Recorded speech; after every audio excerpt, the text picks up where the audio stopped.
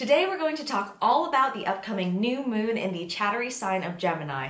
Everything you need to know for your new moon ritual, some glamour magic ideas, tarot questions, you got it, we're covering it. I'm coming off of a festival, trip to Vegas, and a move in back-to-back weekends, so please excuse me if I'm a little bit all over the place, and please do like and subscribe because I am on about 10% battery right now, but I'm still making this video for you. That being said, let's get right into it. This upcoming new moon in the air sign of Gemini is going to be occurring on Monday, May 30th at 7:30 a.m. Eastern Time.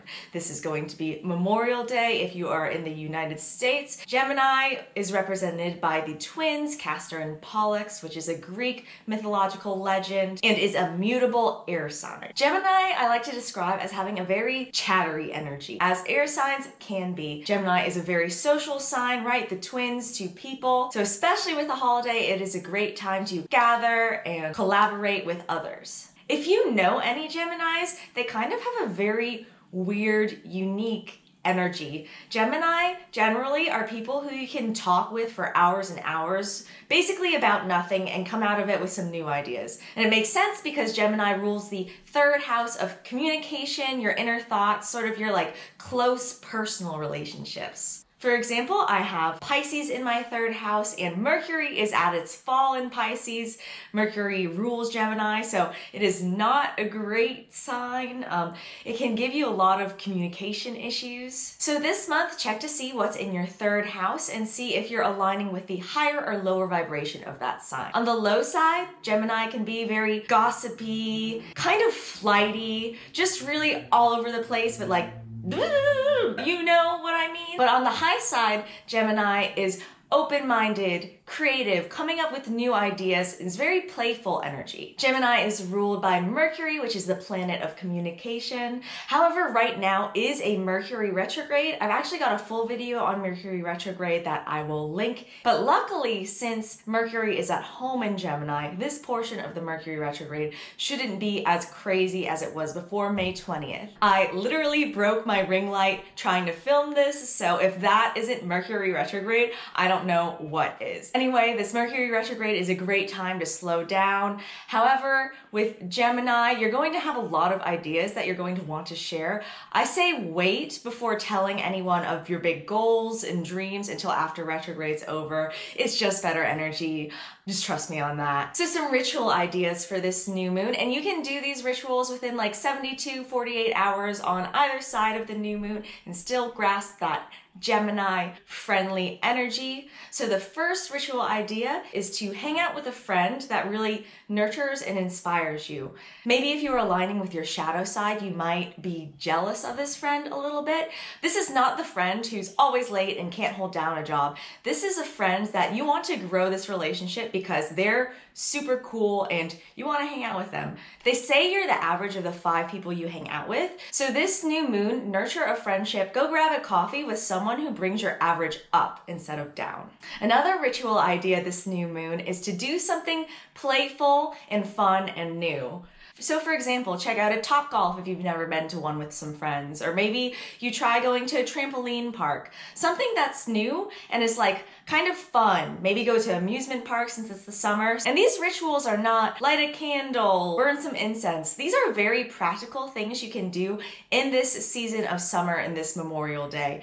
I personally don't have a lot of free time for that kind of mumbo jumbo stuff, so these are practical ways that you can harness this Gemini new moon energy. Another ritual you can do this new moon is to get a manicure. I need one, and that is because Gemini rules the hands as well as the nervous system. Air signs tend to run a bit cold, so you really want to bring some energy and life into your extremities, especially your hands, so go get a manicure, put on some lotion, do something kind to your hands. Every new moon I like to recommend a show or movie to put on in the background that'll just kind of harness the energy of this sign. For this month, I recommend you watching the show Good Omens. It's a story about an angel, Aziraphale, and a demon, Crowley, who are trying to stop the apocalypse. It's based on what is probably my favorite book of all time, Good Omens by Terry Pratchett and Neil Gaiman. If you're familiar with Terry Pratchett's writing style, it is very chattery. He has a very distinct voice, and I think it's very Gemini, especially with the heaven and hell aspect, as well as how the characters all all interrelate towards each other. This is a great show to pop on this new moon. Some colors you can incorporate into your rituals are yellows, greens, blues, purples. Gemini's kind of all over the place with colors. And for glamour magic this month, I recommend dressing up as yourself, but the best version of yourself. Don't put on the raggedy old shirt that you probably should have thrown away. Put on something that makes you feel like the you of tomorrow. Do yourself in a way that makes you feel very you.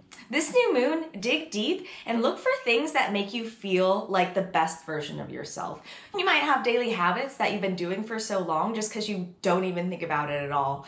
So really this new moon, try and see, okay, what's one thing that A+ 100% Meg does? Does she eat a green vegetable every day? Try to incorporate things that make you into the best version of yourself. New moons generally are an intention setting, what we're going to bring in time, and as the moon's going to be in Gemini, this is a great time to really set intentions around our mind and how we sort of present ourselves in our relationships with others. Gemini rules the hands and nervous system, so some yoga poses you can do that will really align you are downward dog, legs up the wall, and child's pose. And some crystals you can incorporate are clear quartz, moonstone, tiger's eye, and aquamarine.